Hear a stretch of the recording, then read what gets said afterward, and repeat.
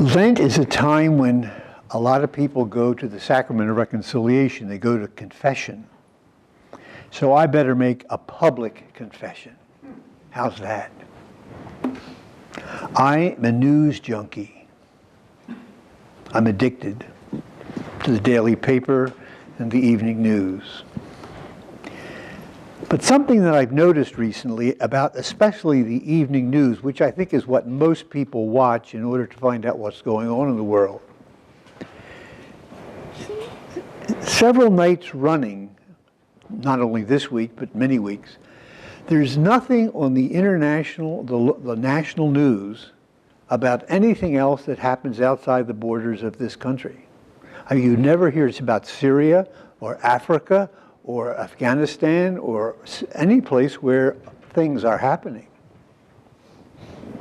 I don't know whether that's a deliberate plan to lull us into some sense of security, or whether it's just American narcissism that nothing is important if it doesn't happen in this country. I don't know why that happens. But it's a reminder that as we go through this period of Lent, we don't want to fall into the same trap personally or communally as a church.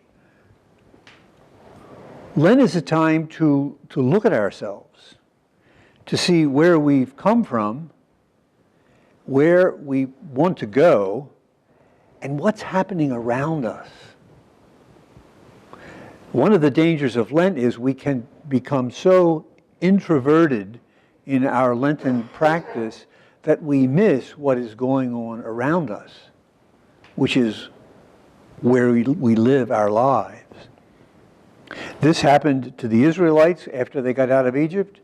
They became so cocksure of themselves that God was on their side that they went crazy, and God had to continually call them back to what He was asking of them, even as He was blessing them with all these marvelous gifts, water and food in the wilderness and all that. And Paul in the second reading is talking to what we would call the parish in Corinth, in Greece, and he's telling them, you people have become so sure of yourselves, so positive that you are the saved, that you're missing what is happening around you, which is part of your life in Christ. Because your life in Christ isn't a personal, introspective, narcissistic experience. It's your life in Christ, and Christ is for all. And I think that's one of the reasons why these readings are presented to us on the third Sunday of Lent, so that we can sort of step back for a moment and reorient ourselves about what Lent means for us as individual Christians and what it means for our church. Our church is going through a Lenten experience, not just starting on Ash Wednesday, but starting in the mid-90s. We're undergoing a real critique. We were critiqued by the world first, and now we are beginning to critique ourselves and be honest with ourselves that perhaps we were a little too cocksure of who we are and how God was pleased with us, and we were always doing what God wanted.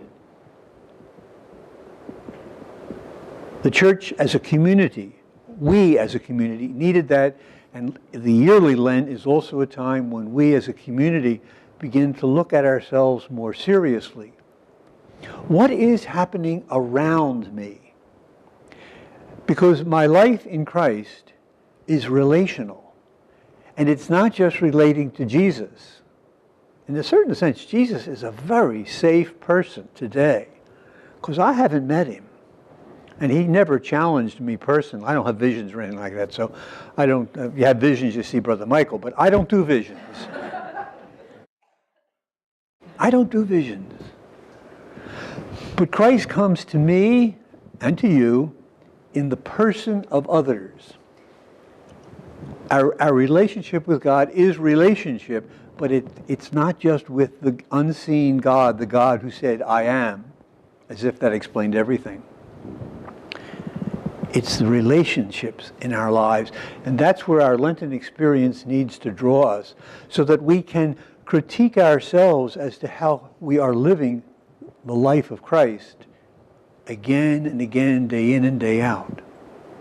Lent is a time for looking at ourselves and outside of ourselves. Because we have the time. If today you hear God's voice, harden not your heart. That was the cry in the wilderness. That's the opening prayer every day in the Liturgy of the Hours. If today you hear God's voice, harden not your heart. Lent is a time for listening more acutely, more carefully to what God is saying to us from without.